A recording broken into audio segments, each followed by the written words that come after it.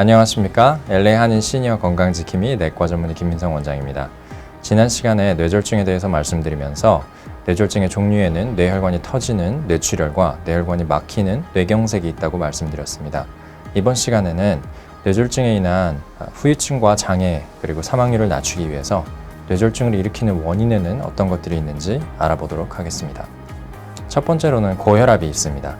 벨리에 거주하시는 60대 어르신 환자분께서 어느 날 예약도 없이 급하게 병원으로 방문하셨습니다.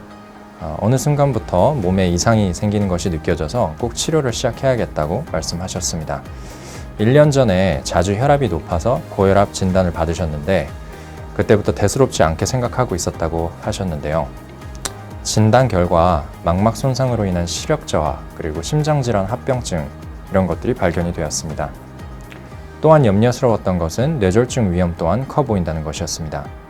시청자 여러분, 혈압이 지속적으로 높은 경우 뇌혈관에 동맥경화가 쉽게 발생할 수 있고 점차 혈관이 딱딱해지고 좁아지게 됩니다.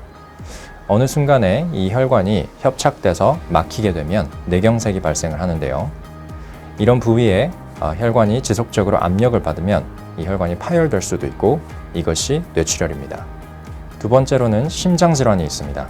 심장질환 중 부정맥은 특히 뇌경색의 중요한 원인으로 알려져 있습니다. 부정맥, 특히 만성 심방세동 같은 심장질환이 있는 경우가 이런 질환이 없는 경우보다 뇌졸중의 위험이 많게는 17배까지 높아질 수 있다는 연구 결과가 있습니다.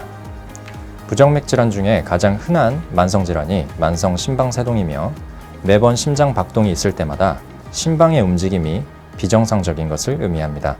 이런 비정상적인 움직임으로 인해서 심방 안으로 들어온 피가 밖으로 뿜어지지 못하고 심방 안에 고여있게 되면 혈전이 쉽게 만들어지게 됩니다. 이런 혈전이 어느 순간 심장으로부터 나와서 경동맥을 타고 뇌로 가서 갑자기 뇌혈관을 막게 되면 바로 색전성 뇌경색이 됩니다. 과거에 심근경색 증세로 심장 판막 이식술을 받으신 60대 여성 환자분께서 갑작스러운 부정맥과 빈맥 증상으로 인해서 응급실을 찾으신 경우가 있습니다. 다행히 응급처치를 통해서 부정맥은 정상 맥박으로 돌아올 수 있었습니다. 하지만 정상 맥박으로 돌아온 이후 급성 뇌경색을 경험하시게 되었습니다.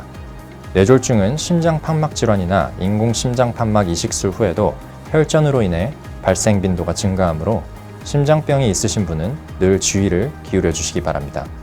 한인 여러분이 모두 건강하신 그날까지 최선을 다하겠습니다.